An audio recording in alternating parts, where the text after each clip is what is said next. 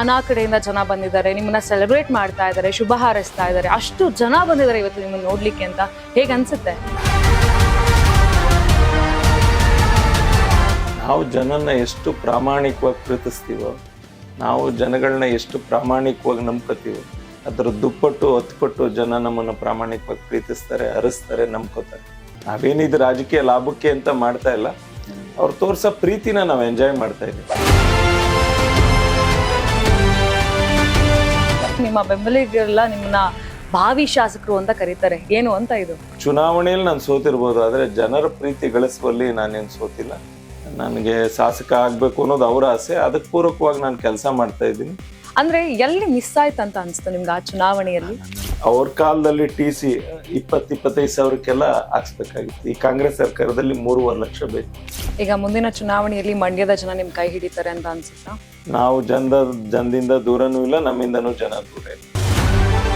ಒಂದು ವೇಳೆ ಏನಾದ್ರೂ ಈ ಮೈತ್ರಿ ವಿಚಾರ ಬಂದು ನಿಮಗೆ ಟಿಕೆಟ್ ಸಿಕ್ಕಿಲ್ಲ ಅಂತ ಹೇಳಿದ್ರೆ ಸಚ್ಚಿದಾನಂದ ಅವರು ಏನ್ ಮಾಡ್ತಾರೆ? HD ದೇವೇಗೌಡ ಸಾಹೇಬ್ರ ಬಗ್ಗೆ ಮಾತಾಡುವಷ್ಟು ದೊಡ್ಡವನೇನಲ್ಲ, ಆದ್ರೆ ಅವರ ರಕ್ತ ಹುಟ್ಟು ಹೋರಾಟಗಾರರ ರಕ್ತ. ಲೈಫ್ ಟೈಮ್ ನೋಡಿದ್ರೆ ಅವ್ರಿಗೆ ಅಧಿಕಾರ ಸಿಕ್ಕಿರೋದೇ ಬಹಳ ಕಮ್ಮಿ. ಕುಮಾರಣ್ಣ ಅವ್ರ ಕಮಿಟ್ಮೆಂಟ್ಗೆ ಅವ್ರು ಬದ್ರಾದ್ರು. ಅವ್ರು ಹೇಳಿದ್ರು ರೈತರ ಸಾಲ ಮನ್ನಾ ಮಾಡ್ತೀವಿ ಅಂತ. ಅವ್ರು ರೈತರ ಸಾಲ ಮನ್ನಾವನ್ನ ಮಾಡಿದ್ರು. ಜನ ನಮ್ಮನ್ನು ಎಷ್ಟು ಪ್ರೀತಿಸ್ಬೇಕು ಅಂತಂದ್ರೆ, ನಾವು ಕಾಲ ಆದ ನಂತರನೂ ಕೂಡ 16 ವರ್ಷ ನಾವು ಬದುಕಿದಂತೆ ಅವ್ರ ನಡವಳಿಕೆ ಇರಬೇಕು.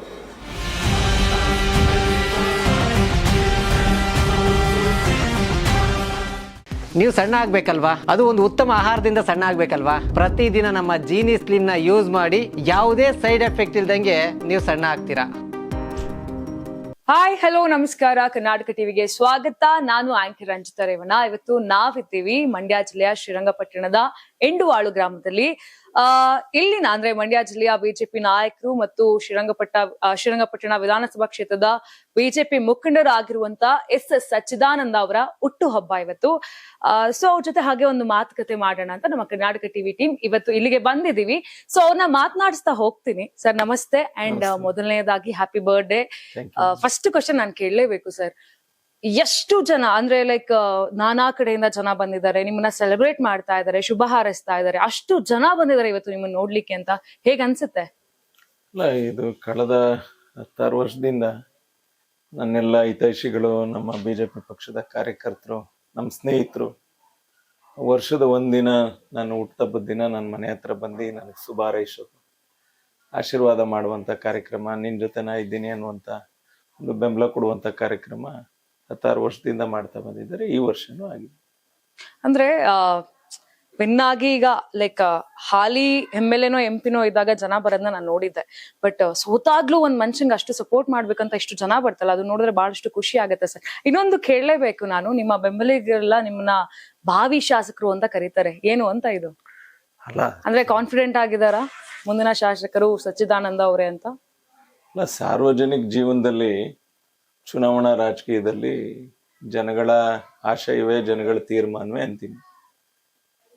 ನಾವು ದಿನ ಬೆಳಗಾದ್ರೆ ಹಳ್ಳಿಗೆ ಹೋದಾಗ ಸೋತ್ರು ಕೂಡ 3 ವರ್ಷದಿಂದ ಯಾಕೆ ನಾವು ಜನದ ಹತ್ರ ಇದೀವಿ ಅಂತಂದ್ರೆ, ನಾವು ಹಳ್ಳಿಗೆ ಹೋದಾಗ ಜನ ತೋರ್ಸೋ ಪ್ರೀತಿ. ನಾನು ಬಹಳ ರೈತರೆಲ್ಲ ನಾನು ಇದೀನಿ ಮಗ, ನೀವು ಓಡಾಡು, ನಿಮ್ ಜೊತೆ ಇರ್ತೀವಿ, ಮುಂದಕ್ಕೆ ನಿನ್ಗೆ ಒಳ್ಳೇದಾಗುತ್ತೆ ಅಂತ ಹೇಳ್ತಾರಲ್ಲ, ಅದೇ ನಮ್ಗೊಂದು ಆತ್ಮಸ್ಥೈರ್ಯ. ಚುನಾವಣೆಯಲ್ಲಿ ನಾನು ಸೋತಿರ್ಬೋದು, ಆದ್ರೆ ಜನರ ಪ್ರೀತಿ ಗಳಿಸುವಲ್ಲಿ ನಾನೇನು ಸೋತಿಲ್ಲ. ಹೋದ್ ಕಡೆ ಎಲ್ಲ ನಂಗೆ ಅಪಾರವಾದಂತ ಪ್ರೀತಿ ತೋರಿಸ್ತಾರೆ. ಎಲ್ಲ ನಮ್ಮ ಕಾರ್ಯಕರ್ತರ, ಕ್ಷೇತ್ರ ಜನದ ಎಲ್ಲ ಅವರ ಶುಭ ಸಮಾರಂಭಗಳಿಗೆ, ಒಳ್ಳೇದಕ್ಕೆ ಕೆಟ್ಟದಕ್ಕೆಲ್ಲ ನಾನು ಕರೀತಾರೆ. ಅವ್ರ ಮನೆ ಮಗನ್ ತರ ಕರೀತಾರೆ, ಪ್ರೀತಿಸ್ತಾರೆ, ಹಾರೈಸ್ತಾರೆ. ನಾವೇನಿದು ರಾಜಕೀಯ ಲಾಭಕ್ಕೆ ಅಂತ ಮಾಡ್ತಾ ಇಲ್ಲ, ಅವ್ರು ತೋರ್ಸೋ ಪ್ರೀತಿನ ನಾವು ಎಂಜಾಯ್ ಮಾಡ್ತಾ ಇದೀವಿ. ಹಂಗಾಗಿ ಆ ಪ್ರೀತಿನ ನಾನು ಅನುಭವಿಸ್ತಾ ಇದ್ದೀನಿ. ಅವ್ರ ಪ್ರೀತಿಲಿ ನಾನು ಮುಳುಗೋಗಿರೋದ್ರಿಂದ ನಮ್ಗೆ ಯಾವುದೇ ನೋವು, ಸುಸ್ತು, ಬೇಜಾರು ಇವಾಗೋದಿಲ್ಲ. ನಾನು ಸೋತಿದ್ದೀನಿ ಅನ್ನುವಂಥದ್ನ ನೆಕ್ಸ್ಟ್ ಡೇಗೆ ಜನದ ಹತ್ರಕ್ಕೆ ಹೋಗಿ ಶುರು ಮಾಡಿದೆ. ತೀರಾ ಈಗ ನಾನು ಸೋತಿ ಒಂದು 1,150-1,200 ದಿನ ಆಗಿರ್ಬೋದೇನೋ.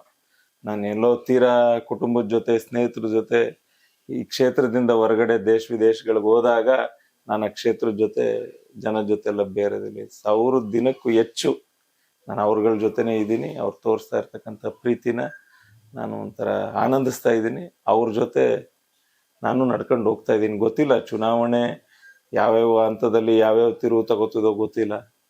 ನಾನೊಬ್ಬ ಸಾಮಾನ್ಯ ರೈತನ ಮಗ. ನನಗೆ ಶಾಸಕ ಆಗ್ಬೇಕು ಅನ್ನೋದು ಅವ್ರ ಆಸೆ. ಅದಕ್ಕೆ ಪೂರಕವಾಗಿ ನಾನು ಕೆಲಸ ಮಾಡ್ತಾ ಇದ್ದೀನಿ.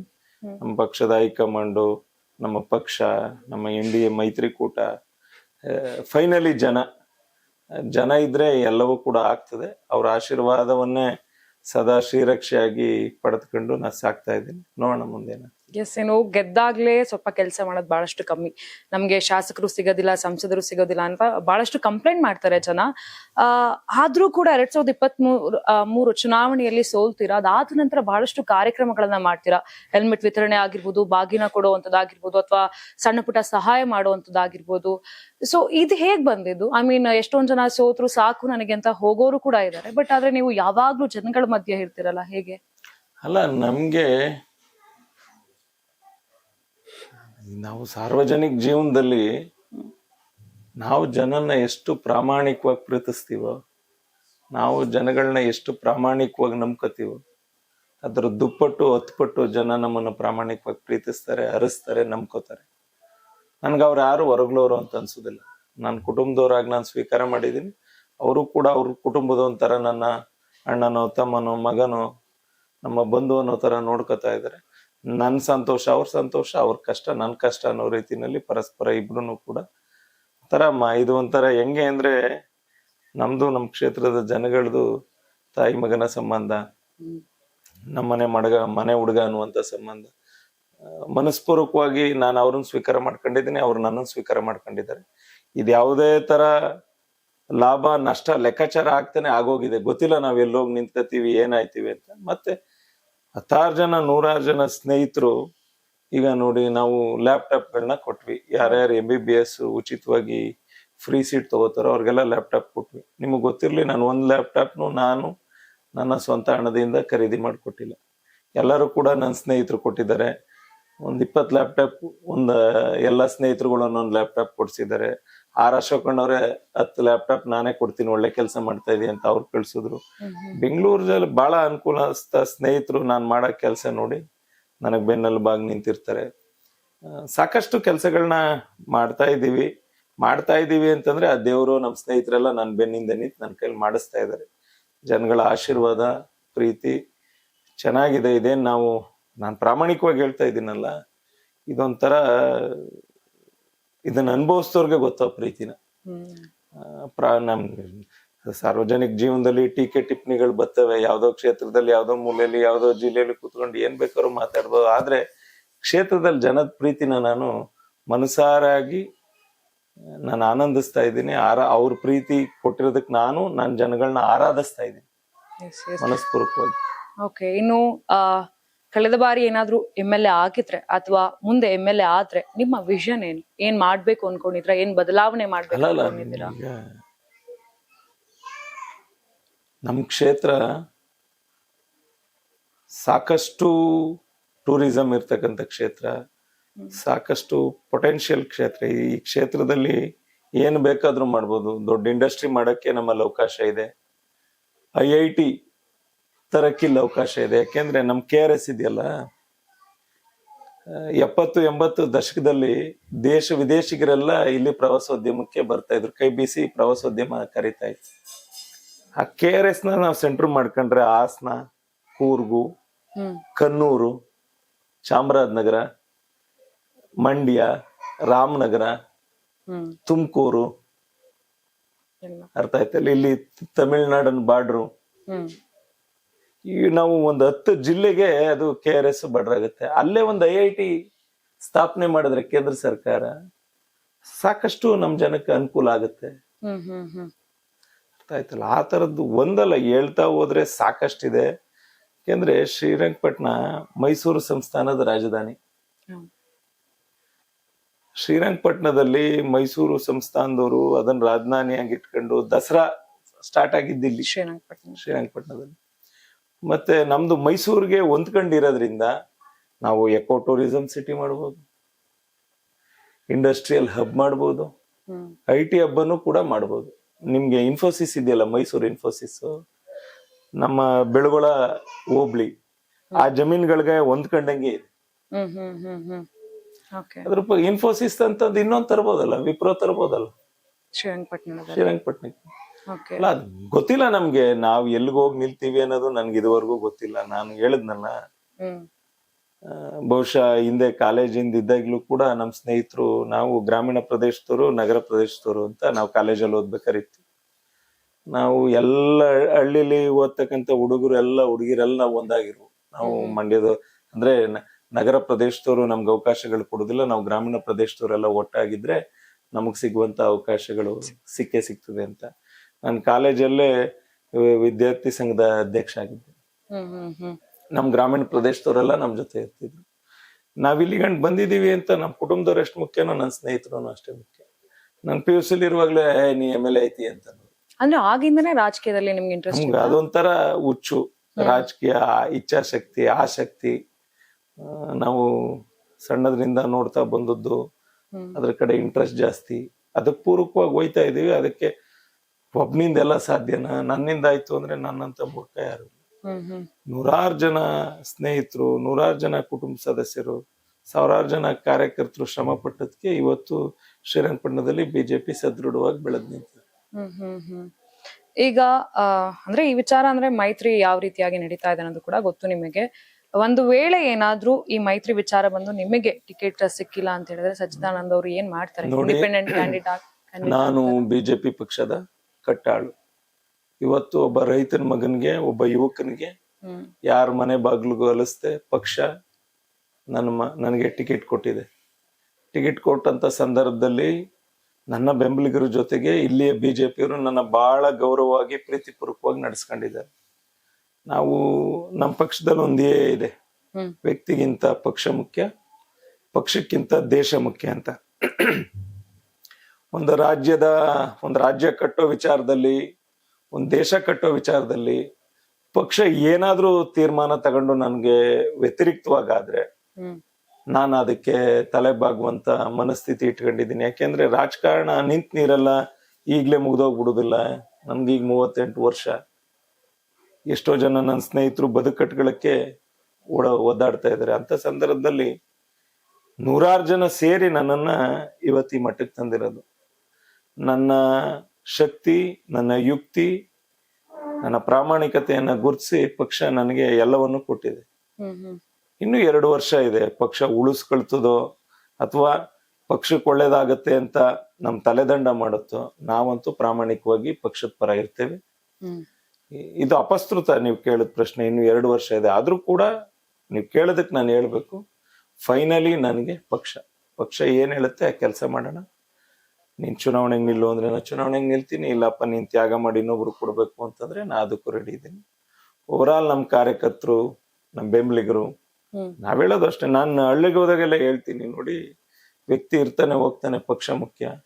ನೀವು ವ್ಯಕ್ತಿಯಿಂದ ಇರೋದಕ್ಕಿಂತ ಹೆಚ್ಚಾಗಿ ಪಕ್ಷದ ದೇಶಗಳನ್ನ, ಪಕ್ಷದ ತತ್ವ ಸಿದ್ಧಾಂತಗಳನ್ನ ಮೈರೂಡಿಸ್ಕೋಬೇಕು ಅಂತ ನಾನು ಹೇಳ್ತಾ ಹೋಗ್ತೀನಿ. ಯಾಕೆಂದ್ರೆ ಒಂದ್ ಪಕ್ಷ ಇದ್ರೆ ಏನ್ ಬೇಕಾದ್ರೂ ಆಗುತ್ತೆ. ಇವತ್ತು ನರೇಂದ್ರ ಮೋದಿ ಅವರ ನೇತೃತ್ವದಲ್ಲಿ ವಿಶ್ವದಲ್ಲಿ ಅತಿ ದೊಡ್ಡ ಪಕ್ಷ ಬಿಜೆಪಿ ಪಕ್ಷ. ನೀವೇ ನೋಡ್ತಾ ಇದ್ದೀರಿ, ಎಲ್ಲಾ ವಾರ್ಗಳು ನಡೀತಾ ಅಕ್ಕಪಕ್ಕದ ನೆರೆ ದೇಶಗಳ ತತ್ತರಿಸ್ತಾ ಇದ್ರು ಕೂಡ ನಮ್ ದೇಶ ಎಷ್ಟು ಸುಭದ್ರವಾಗಿದೆ.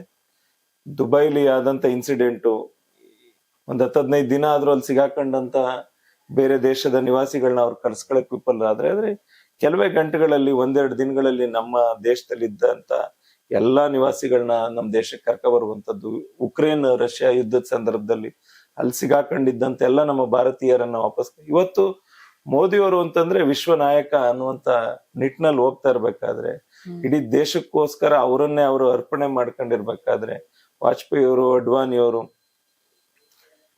ನರೇಂದ್ರ ಮೋದಿ ಅವರು, ಅಮಿತ್ ಶಾ ಅವರು, ಯೋಗಿ ಅವರು ಅಂತ ಒಬ್ರು ಮಾರ್ಗದರ್ಶಕರು ರಾಷ್ಟ್ರದಲ್ಲಿ ಇರ್ಬೇಕಾದ್ರೆ ಇಲ್ಲಿ ಯಡಿಯೂರಪ್ಪ ಸಾಹೇಬರು, ಅನಂತ್ ಕುಮಾರ್ ಅವರು, ನಮ್ಮ ಅಶೋಕಣ್ಣ, ವಿಜಯೇಂದ್ರಣ್ಣ ಇವರೆಲ್ಲರೂ ಕೂಡ ಹಗಲು ರಾತ್ರಿ ದುಡಿದು ಪಕ್ಷ ಕಟ್ತಾ ಇರ್ಬೇಕಾದ್ರೆ ರಾಜ್ಯಕ್ಕೆ, ದೇಶಕ್ಕೆ ಒಳ್ಳೇದಾಗೋದ್ರಲ್ಲಿ ನಾವು ಸ್ವಾರ್ಥಿ ಆಗ್ಬಾರ್ದು ಅನ್ನೋಂಥದ್ದು ನನ್ನ ಮನೋಭಾವ. ಹೌದು. 2023ರಲ್ಲಿ ಚುನಾವಣೆಗೆ ಸ್ಪರ್ಧೆಯನ್ನ ಮಾಡ್ತೀರಾ. 41,000 ಮತಗಳನ್ನ ಕೂಡ ಪಡ್ಕೊಂಡಿರಾ. 42,306 ಮತ ನೆನ್ಪಿಟ್ಕೊಂಡಿದ್ದೀರಾ? ಎಸ್. ಅಂದ್ರೆ ಎಲ್ಲಿ ಮಿಸ್ ಆಯ್ತಂತ ಅನ್ಸ್ತು ನಿಮ್ಗೆ ಆ ಚುನಾವಣೆಯಲ್ಲಿ? ನಮ್ಗೆ ಚುನಾವಣೆ, ನಾನ್ ಸ್ವಲ್ಪ ಚುನಾವಣೆಗೆ ಪ್ರಿಪೇರ್ ಆಗಿದ್ದೆ. ನಮ್ಮ ಸಂಗಡಿಗರು, ಯಾಕಂದ್ರೆ ಎಲ್ಲ ಕಾರ್ಯಕರ್ತರು ನಮ್ಮಲ್ಲಿ ಎಲ್ಲ ಯುವಕ ಮಿತ್ರರೆಲ್ಲ ನನ್ನ ವಯಸ್ಸಿನವರು, ನನ್ನ ವಯಸ್ಸಿಗಿಂತ ಚಿಕ್ಕವರು. ಇಲ್ಲ ಒಂದ್ ಕಡೆ ಅವತ್ತು ಪಕ್ಷಕ್ಕಿದ್ದಂತ ವಿರೋಧಿ ಅಲೆ, ಅವತ್ತು ಜನ ನನ್ನನ್ನು ನಂಬಲಿಲ್ಲ. ಆದ್ರೂ ಕೂಡ ನನ್ನ ಸೇವೆ, ನನ್ನ ಪ್ರಾಮಾಣಿಕತೆ ಇಷ್ಟು ನೋಡಿ ಈ ಜಿಲ್ಲೆಯಲ್ಲಿ ಅತಿ ಹೆಚ್ಚು ಮತವನ್ನ ಕೊಟ್ಟಿದ್ದಾರೆ. ಸೋತ ತಕ್ಷಣ ನಾನು 42,000 ತಗೊಂಡಾಗ ನಾನು ಹಳ್ಳಿಗಳಿಗೆ ಹೋದಾಗ, ಅಯ್ಯೋ ನೀನ್ ಇಷ್ಟು ನಿನ್ಗೆ ಮತ ಬರುತ್ತೆ ಅಂತಂದ್ರೆ ನಾವೆಲ್ಲ ನಿನ್ ಜೊತೆ ಸೇರ್ತಿದ್ವಿ, ನಿನ್ನೆ ಗೆಲ್ಲಿಸ್ತಿದ್ವಿ, ನಿನ್ಗೊಂದು ಆಶೀರ್ವಾದ ಮಾಡ್ತಿದ್ವಿ ಅಂತ ಹೇಳುವಂತ ವಿಶ್ವಾಸದ ಮಾತುಗಳು. ಬಹುಶಃ ಚುನಾವಣೆ ಆದ್ಮೇಲೆ ಇಲ್ಲಿವರೆಗೆ ನನ್ನ ಪಕ್ಷಕ್ಕೆ, ಭಾರತೀಯ ಜನತಾ ಪಾರ್ಟಿಯ ತತ್ವ ಸಿದ್ಧಾಂತ ಒಪ್ಪಿ 500-600 ಜನ ನಾಯಕರುಗಳು, ಸ್ಥಳೀಯ ನಾಯಕರುಗಳು ಪಾರ್ಟಿ ಸೇರಿದ್ದಾರೆ. ಹೋದ್ ಕಡೆ ಎಲ್ಲ ಈ ಕಾಂಗ್ರೆಸ್ ದುರಾಡಳಿತದ ವಿರೋಧಿ ಅಲೆ, ದಿನೇ ದಿನೇ ನರೇಂದ್ರ ಮೋದಿ ಅವರ ಜನಪ್ರಿಯತೆ ಬಿಜೆಪಿ ಪಕ್ಷಕ್ಕೆ ವರದಾನ ಆಗ್ತಾ ಇದೆ. ಜನ ನನ್ನನ್ನು ಕೂಡ ನೀನು ಇವನು ಸಮರ್ಪಕವಾಗಿ ಕೆಲಸ ಮಾಡ್ತಾನೆ, ಈ ಯುವಕನ್ಗೊಂದು ಅವಕಾಶ ಕೊಡಬೇಕು ಅಂತ ಹೋದ್ ಕಡೆ ಎಲ್ಲ ವ್ಯಾಪಕವಾಗಿ ಅವ್ರ ಅಭಿಪ್ರಾಯ ವ್ಯಕ್ತಪಡಿಸೋದ್ರಿಂದ ನಮಗೂ ಕೂಡ ಒಂದು ಉತ್ಸಾಹದ ಚಿಲುಮೆ, ಅವ್ರಗಳ ಜೊತೆ ಇರಬೇಕು, ಇಲ್ಲಿ ಪಕ್ಷವನ್ನ ಕಟ್ಟಬೇಕು. ಕಮಲ ಪಕ್ಷದಿಂದ ಕನಿಷ್ಠ 2-3 ಜನನ ನಾವು ವಿಧಾನಸೌಧಕ್ಕೆ ಕಳಿಸೋ ನಿಟ್ಟಿನಲ್ಲಿ ನಾನು ಕೆಲಸ ಮಾಡಬೇಕು ಅನ್ನುವಂತ ಒಂದು ಗುರಿ ಇಟ್ಕೊಂಡಿದ್ದೀನಿ. ಅದಕ್ಕೆ ಪೂರಕವಾಗಿ ನಮ್ಮ ರಾಜ್ಯ ಬಿಜೆಪಿ ಘಟಕದವರು ಸ್ಪಂದಿಸ್ತಾ ಇದ್ದಾರೆ. ನೋಡೋಣ, ಉಳಿದದ್ದೆಲ್ಲ ಜನಾಭಿಪ್ರಾಯ.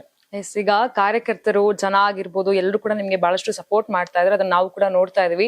ಇನ್ನು ಮನೇಲಿ ಸಪೋರ್ಟ್ ಹೇಗಿದೆ? ಮೇಡಮ್ ಅವ್ರು ಹೇಗೆ ಸಪೋರ್ಟ್ ಮಾಡ್ತಾರೆ? ನಮ್ಮ ಮನೆಯವರು ಸರ್ಕಾರಿ ಅಧಿಕಾರಿ, KS ಅಧಿಕಾರಿ, ತಹಶೀಲ್ದಾರ್. ಈಗ ಪಾಪ ಅವ್ರದೇ ಆದಂತ ಕೆಲ್ಸ, ನಾವು ಅವ್ರ ಕೆಲ್ಸದ್ಗೆ ಮುಗ್ ತೋರ್ಸಿಲ್ಲ, ಅವ್ರು ನನ್ನ ಕೆಲ್ಸಕ್ಕೆ ಮುಗ್ ತೋರ್ಸಿಲ್ಲ. ಅವ್ರ ಸಪೋರ್ಟ್ ಇಲ್ದಾನೆ ನಾನೇನ್ ಇಲ್ಲಿವರೆಗೆ ಬರಕ್ಕಾಗಿಲ್ಲ.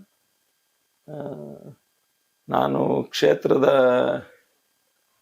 ಜನಗಳ ಮನ್ಸನ್ನ ಗೆದ್ದಿರ್ಬೋದು, ಆದ್ರೆ ಮನೆಯಲ್ಲಿ ನಮ್ಮ ಮನೆಯೊಳಗೆ ಮತ್ತು ನನ್ನ ಮಕ್ಳಿಗೆ, ತಾಯಿಯವ್ರಿಗೆ, ನಮ್ಮ ಅಕ್ಕಪಕ್ಕದ ನಮ್ಮ ಅವ್ರಗಳಿಗೆ ಸಮಯ ಕೊಡ್ಲಿಕ್ಕೆ ವಿಫಲ ಆಗಿದ್ದೀನಿ.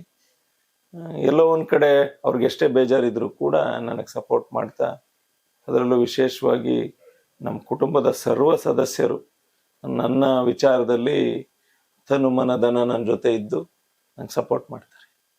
ಮಂಡ್ಯದ ಜನಕ್ಕೆ ಏನ್ ಹೇಳಿ ಇಷ್ಟಪಡ್ತೀರಾ? ಏನಿಲ್ಲ, ಮಂಡ್ಯದ ಜನ ಬಹಳ ಪ್ರೀತಿ ಜನ, ಬಹಳ ಪ್ರಾಮಾಣಿಕವಾದಂತ ಜನ. ಅವರು ಒತ್ತೂ ಮೆರೆಸ್ತಾರೆ. ನಮ್ ಜನ ಯಾವತ್ತೂ ಇಲ್ದೆ ಹೋದವ್ರ ಪರ, ಅವಕಾಶ ವಂಚಿತ ಆದವ್ರಿಗೆ ಮುಂಚೂಣಿಲಿ ಅವಕಾಶ ಕೊಡ್ಬೇಕು ಅನ್ನುವಂತ ಮನಸ್ಥಿತಿ ಇರೋರು. ಯಾರಾದ್ರೂ ಬಡವ್ರ ಮಕ್ಕಳು, ಯುವಕರು ಬೆಳಿತಾರೆ ಅಂತಂದ್ರೆ ಅವ್ರಿಗೊಂದು ತಲೆ ಮೇಲೆ ಒಂದು ಹೂವು ಹಾಕಿ ಆಶೀರ್ವಾದ ಮಾಡ್ಬೇಕು ಅನ್ನುವಂತ ಸುಂದರ ಅದ್ಭುತವಾದಂತ ಮನಸ್ಥಿತಿ ಇರ್ತಕ್ಕಂಥ ಜನ ಮಂಡ್ಯ ಜಿಲ್ಲೆ ಜನ. ಈ ದೇಶದಲ್ಲಿ, ರಾಜ್ಯದಲ್ಲೇ ವಿಶೇಷವಾದಂತ ಜನ. ತಾವು ಬೆಳೆದದ್ದನ್ನ ತಮ್ಗೆ ಎಷ್ಟು ಬೇಕೋ ಅಷ್ಟು ಇತ್ಕೊಂಡು ಇಡೀ ರಾಜ್ಯ ದೇಶಕ್ಕೆ ಅನ್ನ ಹಾಕುವಂತ ಕಸುಬು ಮಾಡುವಂತವ್ರು, ಒಕ್ಲಿಗರು, ರೈತಾಪಿ ವರ್ಗದ ಜನ ಇರ್ತಕ್ಕಂಥ ನನ್ನ ಜಿಲ್ಲೆ ಜನ ಪ್ರಾಮಾಣಿಕರು. ಅವರು ತುಂಬಾ ಹೃದಯವಂತರು. ಅವ್ರಿಗೆ ನಾವೇನ್ ಹೇಳಕ್ ಸಾಧ್ಯ?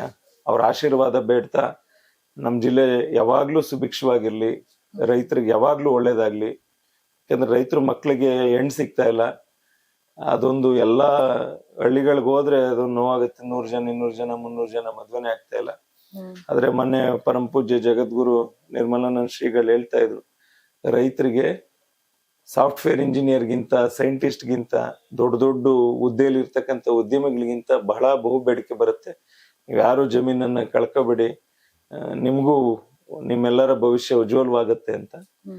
ರೈತರು ಚೆನ್ನಾಗಿದ್ರೆ ತಾನೇ ದೇಶ ಚೆನ್ನಾಗಿರ್ತದೆ. ನೀವೆಷ್ಟೇ ಹಣ ಇದ್ರು ಹಣ ತಿನ್ನಕ್ಕಾಗಲ್ಲ. ಅವ್ರು ಯಾವಾಗ್ಲೂ ಚೆನ್ನಾಗಿರ್ಬೇಕು. ನನ್ನ ಜಿಲ್ಲೆ ಜನನ ನಾನು ಬುಟಾಟ್ಕೆಗೆ ಮಾತಾಡೋದಲ್ಲ, ಬಹಳ ಮನಸ್ಪೂರ್ವಕವಾಗಿ ಮಾತಾಡ್ತೀನಿ.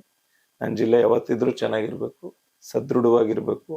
ಎಲ್ಲರೂ ಅವ್ರ ಆರೋಗ್ಯನೂ ಚೆನ್ನಾಗಿ ಇಟ್ಕೊಂಡು, ಒಳ್ಳೆ ಮೈಕಟ್ಟು ಇಟ್ಕೊಂಡು, ಆರೋಗ್ಯ ವೃದ್ಧಿಸ್ಕೊಂಡು ಅವ್ರು ಚೆನ್ನಾಗಿದ್ರೆ ನಾವೆಲ್ಲ ಚೆನ್ನಾಗಿರ್ತೀವಿ. ಅವ್ರ ಆಶೀರ್ವಾದ ಬೇಡ್ತಾ, ಅವ್ರ ಆಶೀರ್ವಾದವನ್ನ ನಾನು ಬೇಡ್ತಾ ಅವ್ರ ಎಲ್ಲರಿಗೂ ಒಳ್ಳೇದಾಗ್ಲಿ ಅಂತ ಕಾಲಭೈರವನಲ್ಲಿ, ರಂಗನಾಥ ಸ್ವಾಮಿಯಲ್ಲಿ, ತಾಯಿ ಚಾಮುಂಡೇಶ್ವರಿಯಲ್ಲಿ, ನಿಮಿಷಾಂಬ ದೇವಿಯಲ್ಲಿ ಪ್ರಾರ್ಥನೆ ಮಾಡ್ತೀನಿ.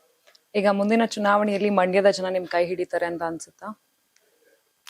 ಹೇಳಿದ್ನಲ್ಲ, ಇದೇನು ಇದು ಮ್ಯಾಜಿಕ್ ಅಲ್ಲ, ಸಿನಿಮಾ ಅಲ್ಲ. ಇದು ಹೆಂಗೆ ಅಂತಂದ್ರೆ ಜನರ ನಾಡಿ ಮಿಡಿತ,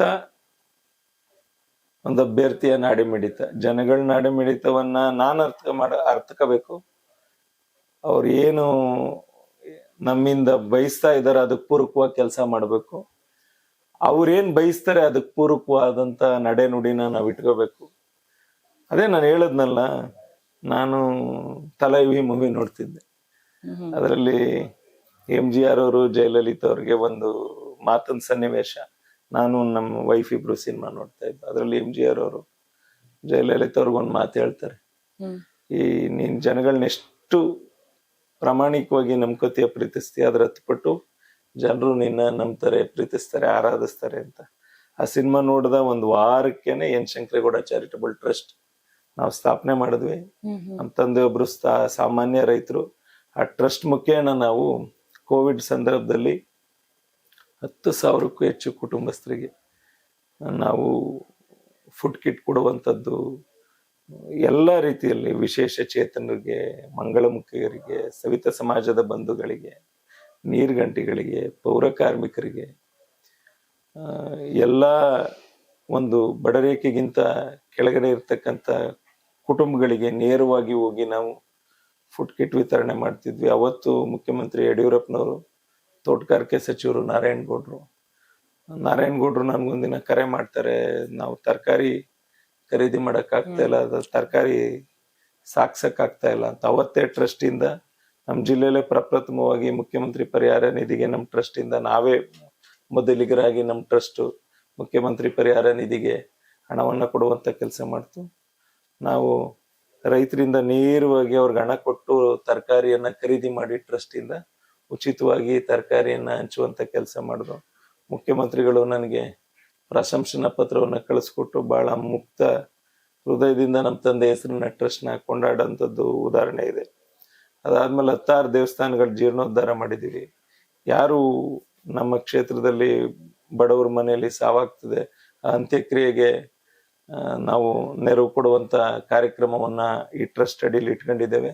ಅದೇ ತರ ನಮ್ಮ ಕ್ಷೇತ್ರದ ಯಾವೊಂದು ಹೆಣ್ಮಗಳು ಋತುಮತಿ ಆಗ್ತಾಳೆ, ದೊಡ್ಡದಾಗ್ತಾಳೆ, ಅವಳಿಗೆ ಪೌಷ್ಟಿಕಾಂಶದ ಒಂದು ಆರೈಕೆ ಕಿಟ್ ಅನ್ನ ಕೊಡಬೇಕು. ಯಾಕೆಂದ್ರೆ ಹೆಣ್ಮಗು ಅಲ್ಲಿಂದ ತಯಾರಿ ಆದ್ರೆ ನೋಡಿ, ಒಂದು ಮಗು ರೋಲು, ತಾಯಿ ರೋಲು, ಮಗಳು ರೋಲು ಎಲ್ಲವನ್ನ ಮಾಡ್ತಾಳೆ. ಆ ಒಂದು ಋತುಮತಿ ಆದಂತ ಸಂದರ್ಭದಲ್ಲಿ ಸಾಮಾನ್ಯ ವರ್ಗದವರು ಮಕ್ಕಳನ್ನ ಆರೈಕೆ ಮಾಡೋದು ಕಷ್ಟ ಆಗುವಂಥದ್ದು. ಅದು ನಮ್ಮ ಮನೆಯೊಳ ಐಡಿಯಾ. ನಾವು ಒಂದು ಸ್ಯಾನಿಟರಿ ಪ್ಯಾಡ್ಸ್ನು ಅವ್ರಿಗೆ ಇಂಟ್ರೊಡ್ಯೂಸ್ ಮಾಡಿ, ಮತ್ತೆ ಆ ಒಂದು ಹೆಣ್ಮಗುಗೆ 120 ದಿನ ಏನ್ ಆರೈಕೆ ಮಾಡಕ್ ಬೇಕು ಅಷ್ಟೆಲ್ಲ ಸಾಮಗ್ರಿಗಳನ್ನ ನಾವು ಗುಪ್ತವಾಗಿ ಕಳಿಸ್ಕೊಡುವಂತ ಕೆಲಸ. ಸುಮಾರು 4,000 ಹೆಣ್ಮಕ್ಳಿಗೆ ನಾವು ಇದುವರೆಗೆ ಆ ಟ್ರಸ್ಟ್ ಇಂದ ಆರೈಕೆ ಕಿಟ್ ಅನ್ನ ಕಳಿಸ್ಕೊಟ್ಟಿದ್ದೀವಿ. ಯಾರು ಅನಾರೋಗ್ಯಕ್ಕೆ ತುತ್ತಾಗಿರ್ತಾರೋ, ಅಕಾಲಿಕವಾಗಿ ಮಳೆಗೆ ರೈತರ ಜಮೀನು ಹಾನಿ ಆಗಿರ್ತದೆ, ಮನೆ ಹಾನಿ ಆಗಿರ್ತದೆ, ಅದಕ್ಕೆಲ್ಲ ನೆರವು ಕೊಡುವಂತ ಕಾರ್ಯಕ್ರಮ. ಸರ್ಕಾರಿ ಶಾಲೆ ಉಳಿಗೋಸ್ಕರ 16 ಸರ್ಕಾರಿ ಶಾಲೆಗಳಿಗೆ UPS ಕೊಡುವಂಥದ್ದು, ಕಂಪ್ಯೂಟರ್ ಕೊಡುವಂಥದ್ದು, ಶುದ್ಧ ಕುಡಿಯೋ ನೀರಿನ ಘಟಕಗಳನ್ನ ತೆಗೆಯುವಂಥದ್ದು, ಮತ್ತೆ ಆಂಡ್ರಾಯ್ಡ್ ಟಿವಿಗಳನ್ನ ಕೊಡುವಂಥದ್ದು, ರಂಗಮಂದಿರನ ಕಟ್ಟುವಂಥದ್ದು, ಆ ಶಾಲೆಗೆ ಏನ್ ಅತ್ಯವಶ್ಯಕತೆ ಆದಂತ ಪರಿಕರಗಳು ಕೊಡುವಂತ ಕೆಲಸವನ್ನ ಆ ಟ್ರಸ್ಟ್ ಅಡಿಲಿ ಮಾಡ್ತಾ ಬಂದಿದ್ದೀವಿ. ಹಂಗೆ ನಮ್ಗೆ ನಾ ಹೇಳದ್ನಲ್ಲ, ನಾವು ಜನದಿಂದ ದೂರನೂ ಇಲ್ಲ, ನಮ್ಮಿಂದನೂ ಜನ ದೂರ ಇಲ್ಲ. ನಾವಿಬ್ರು ಪರಸ್ಪರ, ನಾವು ಅವ್ರನ್ನ ಪ್ರೀತಿಸ್ತಾ ಇದೀವಿ, ಅವ್ರು ನಮ್ಮ ಪ್ರೀತಿಸ್ತಾ ಇದಾರೆ. ಇನ್ನೊಂದು ಪ್ರಶ್ನೆ ಕೇಳಲೇಬೇಕು. ಈಗಷ್ಟೇ ಹೆಣ್ಮಕ್ಳ ಬಗ್ಗೆ ತುಂಬಾ ಚೆನ್ನಾಗಿ ಮಾತನಾಡ್ತಾ ಇದ್ರಿ.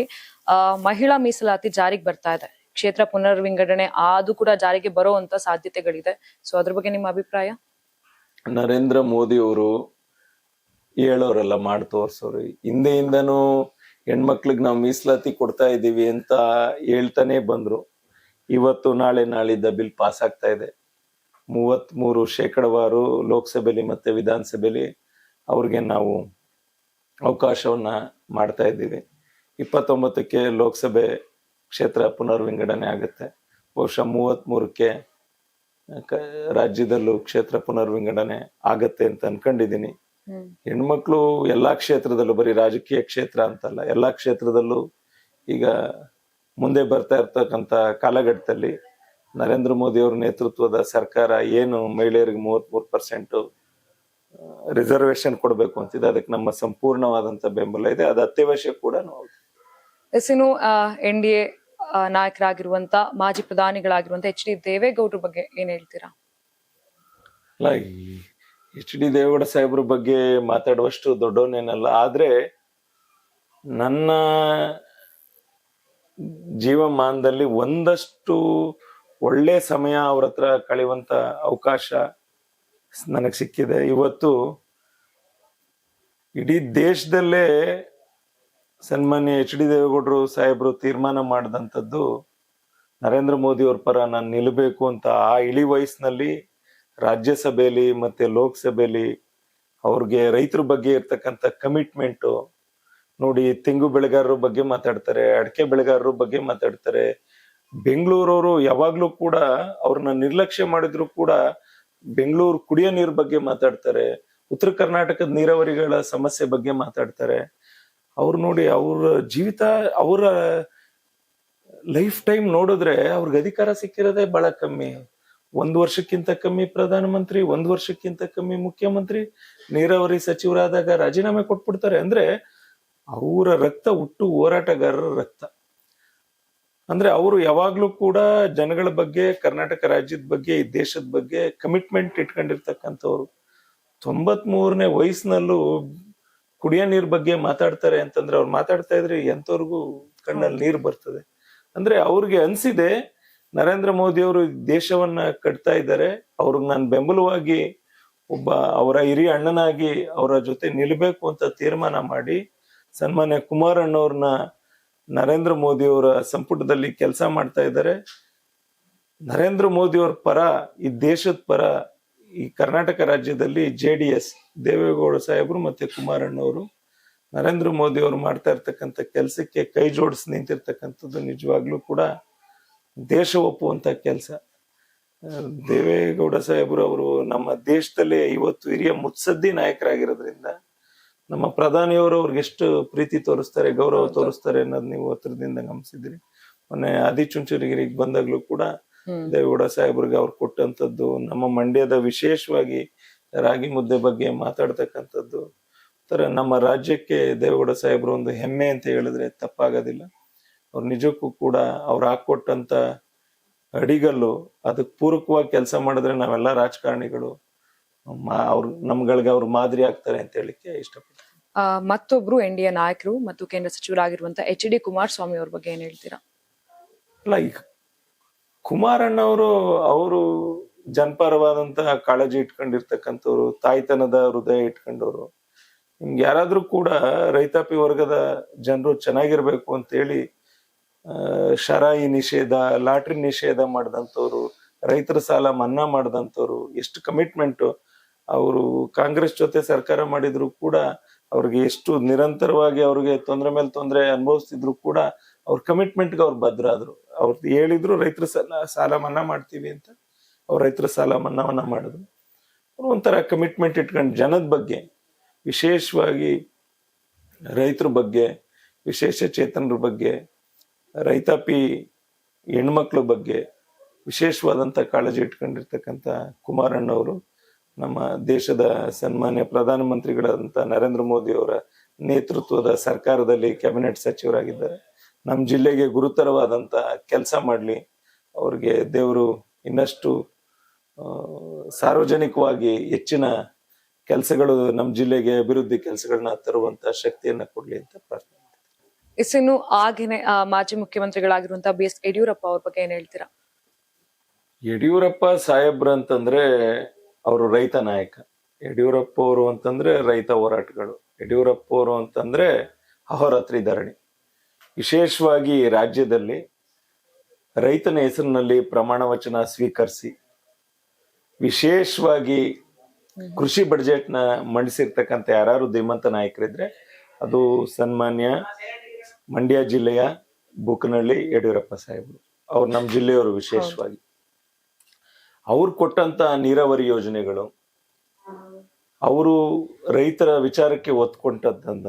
ಈಗ ನೋಡಿ, ರೈತರಿಗೆ ಅವ್ರ ಕಾಲದಲ್ಲಿ TC 20-25 ಸಾವಿರಕ್ಕೆಲ್ಲ ಹಾಕ್ಸ್ಬೇಕಾಗಿತ್ತು. ಈ ಕಾಂಗ್ರೆಸ್ ಸರ್ಕಾರದಲ್ಲಿ 3.5 ಲಕ್ಷ ಬೇಕು ರೈತರ ಪಂಪ್ ಸೆಟ್ಗಳಿಗೆ TC ಹಾಕಕ್ಕೆ. ರೈತರಿಗೆ ಪಂಪ್ ಸೆಟ್ಗಳಿಗೆ ಉಚಿತವಾಗಿ ಅವರು ಕರೆಂಟ್ ಕೊಡ್ತಾ ಇದ್ರು. ಭಾಗ್ಯಲಕ್ಷ್ಮಿ ಯೋಜನೆ, ಹೆಣ್ಮಕ್ಳುಗಳಿಗೆ ಭಾಗ್ಯಲಕ್ಷ್ಮಿ ಬಾಂಡ್ ಕೊಟ್ಟದ್ದು ಈಗ ಅದು ಮೆಚುರಿಟಿ ಆಗ್ತಾ ಇದೆ. ಗ್ರಾಮೀಣ ಪ್ರದೇಶದ ಹೆಣ್ಮಕ್ಳುಗಳಿಗೆ ಬೈಸಿಕಲ್ ಕೊಟ್ಟಂತದ್ದು. ಯಡಿಯೂರಪ್ಪ ಸಾಹೇಬ್ರು ಅಂದ್ರೆ ಒಟ್ಟಾರೆ ಹುಟ್ಟು ಹೋರಾಟಗಾರರು. ನಮ್ಮ ಜಿಲ್ಲೆಯವರು, ಮಂಡ್ಯದ ಗುಣನೇ ಅವರಲ್ಲಿ ರೂಢಿಸ್ಕೊಂಡಿದ್ದಾರೆ. ಯಡಿಯೂರಪ್ಪ ಸಾಹೇಬ್ರು ಅವ್ರ ಜೀವನದುದ್ದಕ್ಕೂ ರೈತ ಹೋರಾಟಗಳನ್ನ ಮಾಡ್ಕೊಂಡು ಬಂದಂತವ್ರು. ಬಹಳ ಜನಗಳಿಂದ ಬಂದಂತ ನಾಯಕರು ಯಡಿಯೂರಪ್ಪ ಸಾಹೇಬ್ರು ತರ ವಿಶೇಷವಾಗಿ ನಮ್ಮ ಬಿಜೆಪಿ ಪಕ್ಷವನ್ನ ದಕ್ಷಿಣ ಭಾರತದಲ್ಲಿ ತರಲಿಕ್ಕೆ ಅವರೇ ಪ್ರಮುಖ ಕಾರಣಕರ್ತರು ಒಂದು ತಪ್ಪಾಗೋದಿಲ್ಲ. ಯಡಿಯೂರಪ್ಪ ಸಾಹೇಬ್ರು 85 ವರ್ಷ ಪೂರೈಕೆ ಮಾಡಿದಂತ ಸಂದರ್ಭದಲ್ಲಿ ಅವರ ಜೀವನದುದ್ದಕ್ಕೂ ಅವ್ರ ರೈತರಿಗೋಸ್ಕರನೇ ಅವರ ರಾಜಕೀಯ ಜರ್ನಿನ ನೀವು ನೋಡಿದ್ರೆ ಅವರ ಯೋಜನೆಗಳೆಲ್ಲ ರೈತರ ಪರವಾದಂಥದ್ದು. ಅಂದ್ರೆ ಯಡಿಯೂರಪ್ಪ ಸಾಹೇಬ್ರು ಅಂತಂದ್ರೆ ಒಂದ್ ಮಾತಲ್ಲಿ ಹೇಳ್ಬೇಕಾದ್ರೆ ಅವ್ರ ರೈತ ನಾಯಕರು. Yes sir. Okay fine. ಇನ್ನು ಸಾಕಷ್ಟು ಮಾತನಾಡ್ತಾ ಇದ್ವಿ, ಇದೇ ರೀತಿಯಾಗಿ ಹೋಗ್ತಾ ಇದೆ ಖಂಡಿತವಾಗ್ಲೂ ಇದೇ ರೀತಿಯಾಗಿ ನೆಕ್ಸ್ಟ್ ಮಾತನಾಡೋಣ. ಕೊನೆಯದಾಗಿ ಒಂದ್ ಕೇಳಲೇಬೇಕು, ಇವಾಗ ನಮ್ದೇ ಆದ್ರೂ ಬರ್ಡೇ ಆದಾಗ ಒಂದು ಥಾಟ್ ಬರತ್ತೆ, ನಾನು ಇದನ್ನ ಮಾಡ್ಬೇಕು, ಅಥವಾ ಒಂದ್ ವಿಷನ್ ಇಟ್ಕೊಂತೀವಿ ಅಥವಾ ಒಂದ್ ಡ್ರೀಮ್ ಇಟ್ಕೊಂತೀವಿ. ಸೊ ಇವತ್ತು ನಿಮ್ಗೆ ಹುಟ್ಟುಹಬ್ಬ ಬೇರೆ, ಏನಾದ್ರು ಅನ್ಕೊಂಡಿದೀರಾ? ಅಲ್ಲ, ನನ್ಗೆ ಇವತ್ತು ಅನ್ಸದ್ದೇನು ಅಂತಂದ್ರೆ, ಪ್ರತಿ ವರ್ಷದ ಬರ್ತಡೆಗೆ ಜನ ನನಗ್ ಜವಾಬ್ದಾರಿ ಹೆಚ್ಚಿಸ್ತಾನೆ ಹೋಗ್ತಾ ಇದ್ದಾರೆ. ನಿಮ್ಗೆಲ್ಲ ಅನ್ಸುತ್ತೆ ಬೆಳಗ್ಗೆಯಿಂದ ಇಲ್ಲಿ ಸಾವಿರಾರು ಜನ ಬಂದೋದ್ರು ಅಂತ. ಆದ್ರೆ ನನ್ ಮನ್ಸಲ್ಲಿ ಕಾಡ್ತಾ ಇರೋದು, ಇಷ್ಟು ಜನ ನನ್ ನಂಬ್ತಾ ಹೋಗ್ತಾ ಇದಾರೆ, ನನಗ್ ಜವಾಬ್ದಾರಿ ಹೆಚ್ಚಿಸ್ತಾ ಹೋಗ್ತಾ ಇದಾರೆ. ಸಮಾಜದ ಬಗ್ಗೆ ಕಳ್ಕಳಿ ಇಟ್ಕೊಂಡು ಕೆಲಸ ಮಾಡೋ ಮನಸ್ಥಿತಿ ಇರೋದಕ್ಕೆ ಅವ್ರು ನನ್ಗೆ ಇಷ್ಟು ಪ್ರೀತಿ ತೋರಿಸ್ತಾ ಇದ್ದಾರೆ. ಸಮಾಜ ಕಟ್ಟುವಂತ ಕೆಲಸವನ್ನ ಮಾಡಬೇಕು, ಯುವಕರನ್ನ ಕಟ್ಟುವಂತ ಕೆಲಸ ಮಾಡಬೇಕು, ಸರ್ವ ಜನಾಂಗದ ಅಭಿವೃದ್ಧಿಗೆ ಏನೆಲ್ಲ ಹೊಸ ಪರಿಕಲ್ಪನೆಯಲ್ಲಿ ನಾವು ಕೆಲಸ ಮಾಡಬೇಕು. ಈಗಾಗ್ಲೇ ತಂತ್ರಜ್ಞಾನ ಬಂದಿದೆ. ನಾವ್ ಇನ್ನೂ ಸರ್ಕಾರಿ ಶಾಲೆ ಸರಿ ಇಲ್ಲ, ಹಂಚ್ ಬಿದ್ದೋಯ್ತದೆ, ಕನ್ನಡ ಮೀಡಿಯಂ ಬೇಕಾ, ಇಂಗ್ಲಿಷ್ ಮೀಡಿಯಂ ಬೇಕಾ, ಹಿಂದಿ ಬೇಕಾ, ಇಂಗ್ಲಿಷ್ ಬೇಕಾ ಅಂತ ಮಾತಾಡ್ತಾ ಇದ್ದೀವಿ. ಪ್ರಪಂಚ ಎಲ್ಲೋ ಹೋಗ್ತಿದೆ. ಬಹುಶಃ ನಾವು ಮುಂದಿನ ಪೀಳಿಗೆಗೆ ಏನಾದ್ರೂ ಒಳ್ಳೇದನ್ನೇ ಒಳಿತು ಮಾಡೇ ಹೋಗ್ಬೇಕು. ಆ ನಿಟ್ಟಿನಲ್ಲಿ ಜವಾಬ್ದಾರಿಯುತವಾಗಿ ಯೋಚನೆ ಮಾಡ್ತಾ ಇರ್ತೀನಿ. ಬಹುಶಃ ನನ್ನ ಕುಟುಂಬ ಎಷ್ಟು ಮುಖ್ಯನೋ, ನನ್ನ ಕ್ಷೇತ್ರ ಜನನೂ ನನ್ನ ಕುಟುಂಬ ಅಂತ ನಾನು ಭಾವಿಸಿರೋದ್ರಿಂದ ನಮ್ಮ ಕೈಲಿ ಏನಾದ್ರೂ ಕೂಡ, ನಮ್ಮ ಮನೇಲಿ ಬೈತಾರೆ, ನಾನು ಈ ಮಾತು ಯಾವಾಗ್ಲೂ ಹೇಳ್ತಾ ಇದ್ದೆ, ಜನ ನಮ್ಮನ್ನ ಎಷ್ಟು ಪ್ರೀತಿಸ್ಬೇಕು ಅಂತಂದ್ರೆ, ನಾವು ಕಾಲ ಆದ ನಂತರನೂ ಕೂಡ 16 ವರ್ಷ ನಾವು ಬದುಕಿದಂತೆ ಅವ್ರ ನಡವಳಿಕೆ ಇರಬೇಕು. ಆ ರೀತಿ ನಾವು ಸಾಕ್ಷಿ ಗುಡ್ಡೆಗಳನ್ನ ಇಟ್ಟು ಹೋಗ್ಬೇಕು ಅಂತ ಮನಸ್ಥಿತಿ ಇರೋನು ನಿಜಕ್ಕೂ ಕೂಡ ಒಳ್ಳೇದಾಗುತ್ತೆ. ನನ್ನ ಉದ್ದೇಶನೇ ಅದು. ಯಾಕೆ ರಾಜಕಾರಣಕ್ಕೆ ಬಂದು ಏನ್ ಸಂಪಾದನೆ ಮಾಡಕ್ ಬರ್ಬೇಕು? ಮತ್ ನನ್ಗೆ ಪ್ರಪಂಚ ಸುತ್ತಿರೋದ್ರಿಂದ ನನ್ ಕೆಲವು ನಿಜ ಸತ್ಯಗಳು ಗೊತ್ತು. ಈಗ 38 ನಾವ್ ಹಿಂದೂಕ ಹೋಗ್ತೀವಿ, ನಾವು ಕಡಲ್ಗೆ ಹತ್ರಕ್ಕೆ ಹೋಗ್ತಾ ಇದೀವಿ, ನಾವು ದಿನ ಸಾವ್ಗ ಹತ್ರನೇ ಆಗ್ತಾ ಇದೀವಿ. ಸೆಲೆಬ್ರೇಷನ್ ಇವತ್ ಮಾಡಿದ್ರಲ್ಲ, ಮುಗಿತು ಮಗನೇ 38, 39 ಬರ್ತದೆ, ನೀನ್ ಹತ್ರಕ್ಕೆ ಹೋಯ್ತಾ ಇದೀಯ. ನಮಗ್ ಸಿಕ್ತಂತ ನಾವು ಮನುಷ್ಯ ಜನ್ಮ, ನಮ್ಮ ತಂದೆ ತಾಯಿ ಆಶೀರ್ವಾದ, ನಮ್ಮ ಕುಟುಂಬದವ್ರ ಸಹಕಾರ, ನಿಮ್ಮಂತ 16 ಜನ, 100 ಜನ, 1000 ಜನ ಸ್ನೇಹಿತರು, ಕಾರ್ಯಕರ್ತರ ಒಂದು ಆಶಯ ಬೆಳಿಬೇಕು ಅಂತ, ಬೆಳೆಸ್ಬೇಕು ಅಂತ ಅವ್ರ ಮನ್ಸಲ್ಲಿ ಇರೋದ್ರಿಂದ ಸಮಾಜ ಕಟ್ಟುವಂತ ಕೆಲಸವನ್ನ ಮಾಡ್ಬೇಕು, ದೇಶ ಕಟ್ಟುವಂತ ಕೆಲಸವನ್ನ ಮಾಡ್ಬೇಕು. ಅದಕ್ಕೆ ಪೂರ್ವಕವಾಗಿ ಈಗ ನಾನೊಬ್ಬ ಸೋತವನು, ಏನ್ ಮಾತಾಡಿದ್ರು ಏನೋ ಮಾತಾಡ್ತೇನೆ ಅಂತಾರೆ. ಅವಕಾಶ ಸಿಕ್ಕಿದಾಗ ಮತ್ತೆ ಇವನು ಬೇಕು ಅನ್ನುವಂತೆ ಬಯಸೋ ರೀತಿನಲ್ಲಿ ನಮ್ಮ ನಡವಳಿಕೆ ಅಭಿವೃದ್ಧಿಗಳಾಗ್ಬೇಕು. ಆ ನಿಟ್ಟಿನಲ್ಲಿ ಪೂರಕವಾಗಿ, ಪ್ರಾಮಾಣಿಕವಾಗಿ ಜನಗಳಿಗೆ ಒಳ್ಳೇದಾಗ ರೀತಿನಲ್ಲೇ ಬದುಕೋಣ, ಜನಕ್ಕೆ ಒಳ್ಳೇದ್ ಮಾಡೋಣ, ವಿಶೇಷವಾಗಿ ರೈತರ ಪರ ಕಾಳಜಿ ಇಟ್ಕೊಂಡು ಕೆಲಸ ಮಾಡೋಣ ಅಂತ ಹೇಳ್ತೀನಿ. Yes sir, thank you so much ಇಷ್ಟು ನನ್ನೊಟ್ಟಿಗೆ ಮಾತನಾಡಿದಕ್ಕೆ. ಎಸ್ ಸರ್, ನೋಡಿದ್ರಲ್ಲ, ಇದಾಗಿತ್ತು ಎಸ್ ಸಚ್ಚಿದಾನಂದ್ ಅವರ ಮಾತುಗಳು. ಹೀಗೆ ನೋಡ್ತಾ ಇರಿ ಕರ್ನಾಟಕ ಟಿವಿ, ಇದು ಕನ್ನಡಿಗರ ಧ್ವನಿ. ನೀವು ಸಣ್ಣ ಆಗ್ಬೇಕಲ್ವಾ? ಅದು ಒಂದು ಉತ್ತಮ ಆಹಾರದಿಂದ ಸಣ್ಣ ಆಗ್ಬೇಕಲ್ವಾ? ಪ್ರತಿದಿನ ನಮ್ಮ ಜೀನಿ ಸ್ಲಿಮ್ ನ ಯೂಸ್ ಮಾಡಿ ಯಾವುದೇ ಸೈಡ್ ಎಫೆಕ್ಟ್ ಇಲ್ದಂಗೆ ನೀವು ಸಣ್ಣ ಆಗ್ತೀರಾ.